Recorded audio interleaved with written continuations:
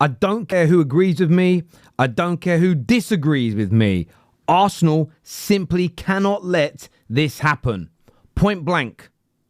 They can't. Hit the like button. By the way, make sure you're subscribing. Get that bell notification hit. Get that all done right now. Get the admin out the way. Get the pleasantries out the way. We've got to have this conversation.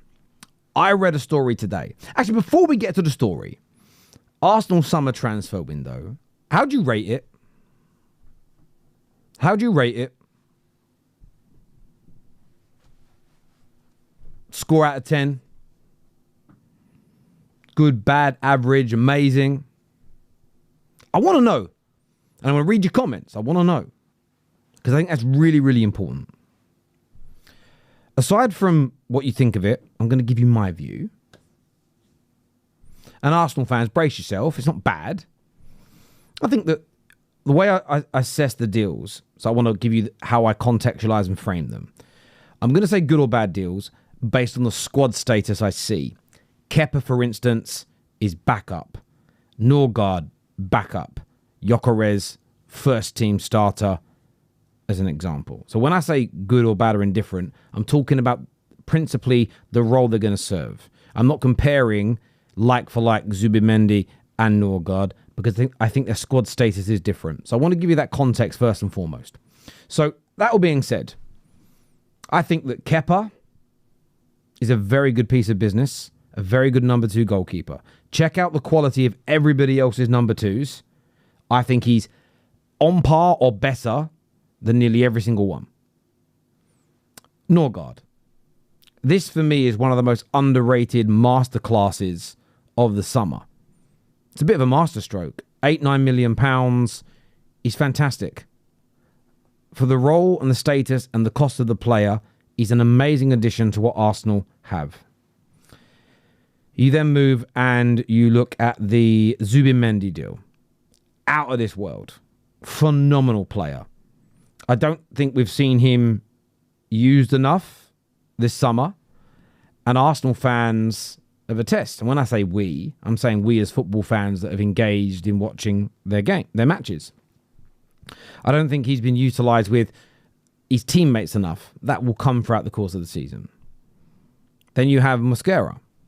I know almost nothing about him, barring what I've read. What I have read, what I have been told, what I have been led to believe is that he's ready for first team football and will be, at the very least, a good signing. But the jury's out because I don't know enough about him. So I can't give you a personal opinion on a player that I know very little about. That would be disingenuous at best. Now, you then move into the attacking areas and you think to yourself, okay, well, who else are we looking at here? Well, you're looking at Madueke to begin with. Now, I still look at the Madueke deal and I don't care if I offend people. I still don't think it's a good bit of business. I think it's too much money for a player of his quality. I think the level of impact he'll give you, 25-30 million pound is a better price. Maybe 35. But I think you're getting towards that 48 plus add-ons. It's a problem. Financially, it could even be a bigger one. We're going to get into that in this video. Victor Gyökeres, look, I don't care about his first 61 minutes. There's memes, there's agendas. I'm seeing the Arteta out as my favourite. They beg for this guy. They've already turned on him. Again, relinquishing. These are the people that go, my high standards will make my club better. They get Gyökeres. See, my high standards made the club buy him. 61 minutes haven't gone very well. My club's so stupid, man. My club doesn't know how to buy players. But it was your influence and it was your opinion. So if your influence and your opinion is what's led to this, maybe it's you that's the problem. Just based on your logic. Just putting that out there. But it has been funny to watch. By the way, everyone's entitled to their opinion. I'm having a little bit of fun. It's so funny watching people do that. It's hilarious. You can say the club made a bad choice, but at least own the fact that it's what you requested. It's what you wanted. Overall, there's a lot of good signings in there.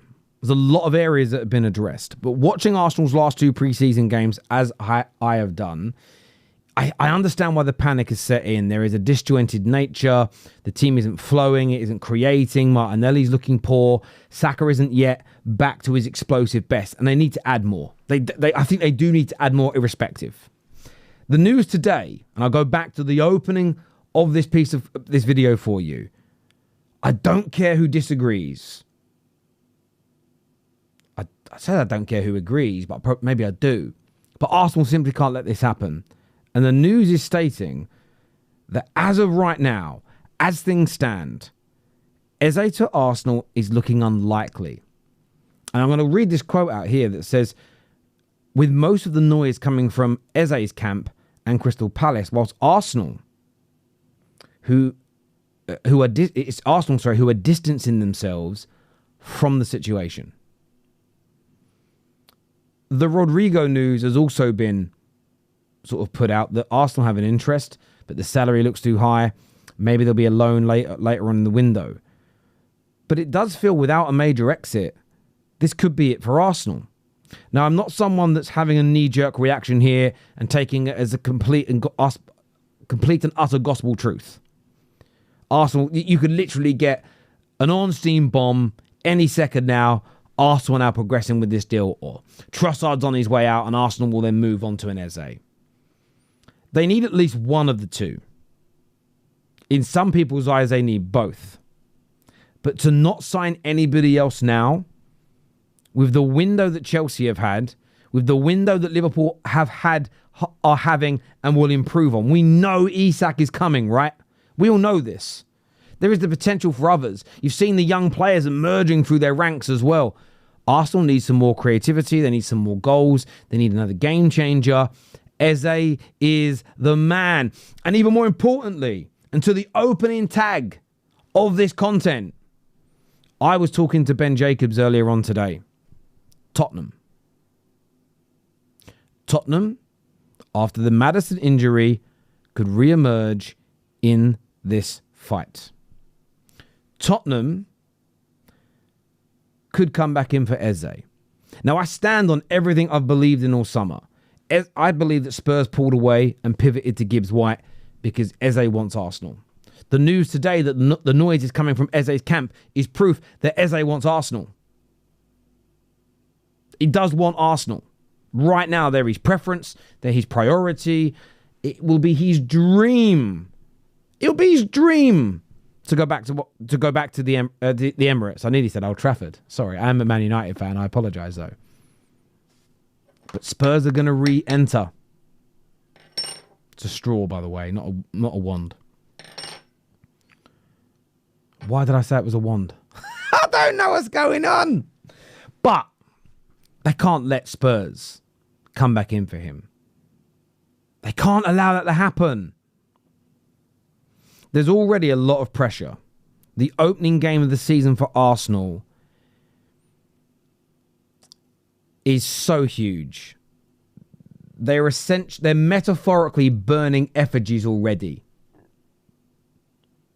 There is a lot of noise about Arteta needing to go, a lot of frustrated fans. Now, I stand on this. I don't think you should be panicking about your season just yet. It was a couple of seasons ago. They lost quite a few of their preseason games. My team, United, beat them. They went on to challenge and be they were one game away, essentially, one win away from winning that league title. Things can click, they can move forward. But I still think you need to add more to actually get over the line. And it would add insult to injury if Arsenal do distance themselves from Eze and the player says, you know what? I want the move. Spurs have always wanted me. They're back. Sorry, Arsenal, but I'm going to do it. I just think they'll be making a massive mistake. And if Spurs do end up improving this year, and if Arsenal do go in the wrong direction, as some of their own fans are predicting, this deal will, I think it will add so much. It will add another layer, especially, and I go back to what I said about Madueke earlier, especially if it turns out that they distance themselves over a valuation of 3, 4, 5, 6 million, as is being reported. Because if you don't sign Madueke, you get Eze. And with Dalman looking great, with Waneri at the club, there may not even necessarily be the need for a Madueke backup if you played those young players that little bit more. And look, maybe there's a bit of desperation here from me. As a United fan, I'm excited about our season after our signings. You know, we might even be going for bloody Belieber. Who knows? But I need someone to stop Liverpool. So maybe I'm being a little selfish here. Maybe I'm being a little bit self-indulgent, a little bit narrow-minded, a little bit insular, thinking about it from my perspective. But I think this would be a big, big mistake from Arsenal to not pursue this player, to not bring in Eze, to not get it over the line. But I want your views, please, in the comment section below. I need to understand what you think. Hit the like button. Make sure you are subscribing. Arsenal, sort this out, mate. Sort this out. Go get him. He's a game changer. We'll see you all soon. Peace.